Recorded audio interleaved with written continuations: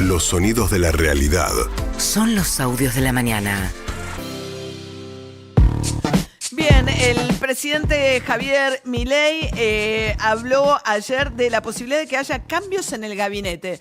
En un momento en el que aparece la ley de bases empantanada en el Senado de la Nación, sin mucha fecha para que avance, y empieza a haber cierta frustración, además de parte del gobierno con eso. Mañana va a la provincia de Córdoba, inicialmente iba a ser el Pacto de Mayo con todos los gobernadores.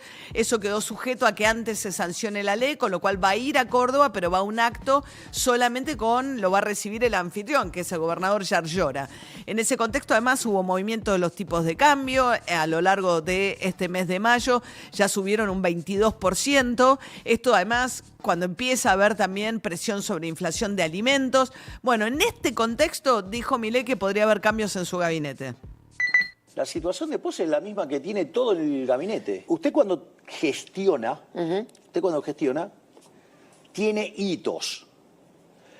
Nosotros, nuestro primer hito de gestión, digamos, terminaría con el desenlace de la ley bases. La ley bases puede salir bien o puede, digamos, salir que no sale, por decirlo de alguna manera. Esa situación va a llevar a que, marcado ese hito, nosotros tenemos que hacer toda una evaluación de resultados. Queda bajo análisis todo el gabinete. O sea, no Pose solo, queda todos los ministros bajo análisis. Pose, Nicolás Pose, el jefe de gabinete, que dadas ciertas ausencias se empezó a rumorear fuerte que lo correrían de ese cargo. Lo que confirmó es que le va a dar rango de ministro a Sturzenegger, Federico Sturzenegger, el ideólogo de la ley bases y gran parte de la desregulación de la economía que propone el gobierno. Sale bases, o sea, es que culminamos una primera parte de las reformas estructurales. ¿Tenemos que ir a la segunda parte? Sí. Entra Federico Sturzenegger como ministro. Se lo iba a decir. Bueno, digo, ese es un caso, digamos, doma 4. Cierra el Banco Central, si todavía lo quiere cerrar. Claro, bueno, para cerrar el Banco Central tengo que cumplir unas cuantas etapas previas. Uno tiene que fijar un momento y a partir de ahí se evalúa si se cumplieron los objetivos, si no se cumplieron, digamos, qué funcionó, qué no funcionó, lo que no funcionó se cambia, lo que funcionó sigue en pie, ¿digo? Bueno, también se le preguntó por los movimientos de los dólares. Hay toda una discusión entre los economistas, insisto, economistas cercanos al gobierno, Carlos Rodríguez, por ejemplo, a quien Milei considera una eminencia, que lo que plantean es que se fue de mambo el Banco Central con la baja de la tasa de interés, que está en el 40%. Se vuelve muy poco atractivo, entonces, mantener los pesos, porque se están licuando, porque vos te pagan mucho menos que la inflación. Eso quiere decir que se licúan tus ahorros y entonces eso mete presión sobre el dólar. El que tiene peso sobrante, en todo caso, deja vencer el plazo fijo o no y va sobre los dólares. Según Milei, esto no es así, no es un problema que los dólares hayan subido, los dólares financieros y el dólar blue, que tocó los 1.300 pesos, un 22% en 3 semanas. ¿Qué dijo Milei sobre esto? Claramente no es una corrida, porque si hubiera una corrida, el Banco Central tendría que estar vendiendo dólares y todos los días compra un montón de dólares. Por lo tanto, no mapea con eso. Vos tenés una relación entre la tasa de interés y el tipo de cambio. Cuando vos subís la tasa de interés, el tipo de cambio cae. Entonces vos podés decir, ustedes se fueron de mambo con la baja de tasa de interés y ahora saltó el tipo de cambio. Y la gente se fue al dólar. Esa podría ser una lectura. ¿Correcta? Desde mi punto de vista es incorrecta. La correcta es, según usted, que el mercado ya daba, o sea, había toda una euforia que se había creado sobre la posibilidad de que ley base salía. El empantanamiento que se está generando en la Cámara de Senadores, eso hace que, fíjese que... ¿Responsabilidad de quién? ¿Qué responsabilidad, digamos, de lo que están en el Senado? Bueno, él le echa la culpa a los movimientos del dólar a las demoras en la sanción de la ley bases y del nuevo pacto fiscal en el Senado. Sí, él dice que no hay una corrida porque el central no vende dólares, pero es cierto que también ayer fue la compra más baja de todo el mes, apenas 59 millones de dólares. En una época del año sí, que es cuando el central tiende a acumular porque se liquida la cosecha. Es más o menos el 15% de los dólares que estaban dando vuelta ayer. O sea que es bastante poco. Y es cierto que en el Senado está muy empantanada la discusión, hay muchas modificaciones y el gobierno no quiere muchas modificaciones. Mientras tanto, habló acerca de, su momento en el mundo, dado que estaba encantado con que fue tapa de la revista Time y lo viralizó en las redes sociales. Lo loco de eso es que si uno entra en la nota es bastante crítica.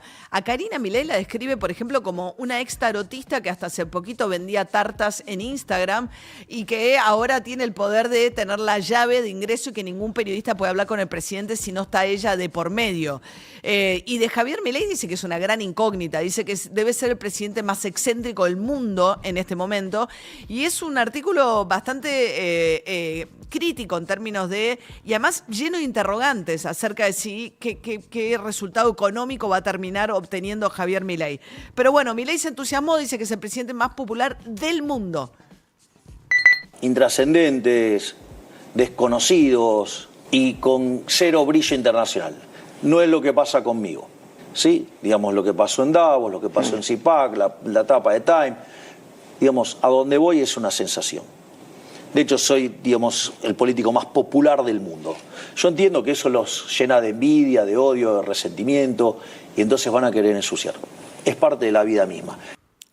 Bien, el problema es que se hable, no importa cómo, no importa lo que dicen, sino que se hable. Es como volvió a insistir también en esa nota con la revista Time con que la marcha de estudiantes no fue tan relevante porque su tweet sobre ese tema tuvo más visualizaciones en total que la cantidad de gente que le atribuyen que marchó. Esas son las métricas que maneja el presidente Javier Milei, que sigue insistiendo y es muy interesante porque no hay un solo dato que lo avale. Si uno lee la nota de la revista Time, Time publica la nota y publica la desgrabación del reportaje entero. Sí. Y ahí él dice, no, ya estamos rebotando la economía. Todos los números de abril están dando para abajo también, porque ayer él le dijo a Majul, yo dije que iba a ser un mal trimestre, pero después, trimestres hasta marzo, pero los números de abril siguen siendo números de caídas muy significativas de la economía. Y además, bueno, siguen las manifestaciones de intolerancia y discursos discriminadores de gente muy cercana a Milei.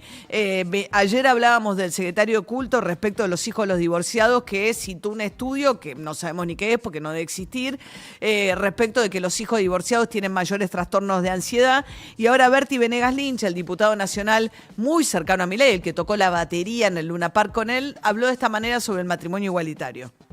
Que el gobierno no tiene que estar metido en estas cosas, que cada uno puede tener sus relaciones sociales e incluso desde el punto de vista contractual hacerlas con el que se le dé la gana. El problema es darle esa anuencia y el aval del gobierno, del matrimonio, que a mí lo único que me suena, a mí en lo particular, que me hace ruido es que a dos personas del mismo sexo se le diga matrimonio, porque viene justamente de mater, de la unión natural que existe en la familia entre hombre y mujer. Pero bueno, la verdad que es un tema semántico y realmente si dos mujeres, dos hombres o quien sea que quieren hacer un contrato que sean responsables, lo pueden hacer. Bueno, acá la contradicción entre la idea de que cada uno es libre de hacer con su sexualidad lo que quiera, pero no lo llamen matrimonio, porque para mí matrimonio es hombre y mujer, ¿no? Claro. Bueno, eso está saldado con la ley de matrimonio igualitario, de un Código principio Civil. de igualdad ante la ley, que Claro. hombres y mujeres, mujeres con mujeres, hombres con hombres, cada uno se casa con quien se le da la gana. Bueno, mientras tanto, la cuestión me llamó la atención la poca trascendencia que tuvo también en el reportaje con Milei, lo de Misiones, ¿no? Es una provincia que está en una situación muy delicada, está todo el personal de salud, sobre todo los docentes y la policía protestando contra un gobierno provincial de Pasalacua que está ausente. Lleva una semana el gobernador que nadie lo encuentra. Ayer, después de una situación tensa frente a la legislatura, los manifestantes se trasladaron a la residencia del gobernador para protestar ahí, sobre todo para pedir que los atiendan, que los reciban.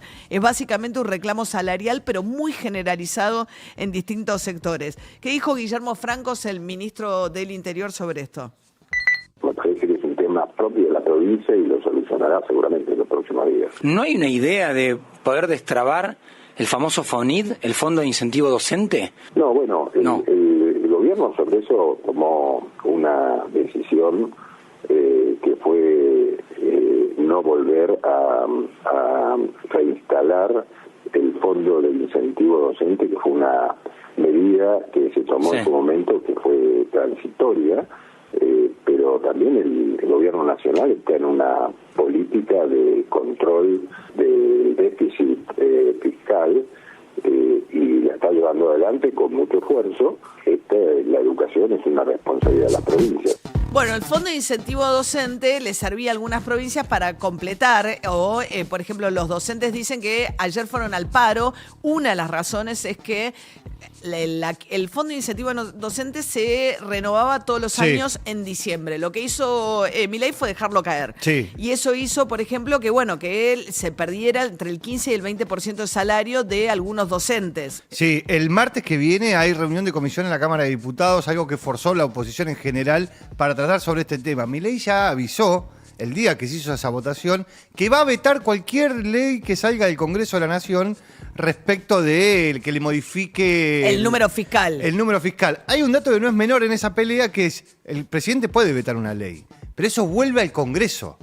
Y si el Congreso te saca los 2/3 en esa votación, esa ley tiene fuerza, no te lo puede vetar. Los 2/3 llegan, 2/3 ya es un número mucho más difícil, ¿no? Pero porque... acá tenés a los radicales, a todo el bloque radical, Sí. en esta discusión, a todo el bloque radical, a todo el bloque del Frente de Todos, Unión por la Patria, a todo el bloque de Hacemos Coalición Federal, a todo el bloque provincial y a todo coalición el bloque... cívica también, ¿no? Claro, Hacemos Todos Coalición Federal, es todo el peronismo no kirchnerista, coalición cívica... Pichetto y compañía, que están empujando para, digamos, proteger todo lo que tiene que ver con el financiamiento universitario y tratar de poner de vuelta el Fondo de Incentivo Docente. José Luis Espert, la espada principal Claro. de Milei en el Congreso, dijo lo siguiente sobre el FONID.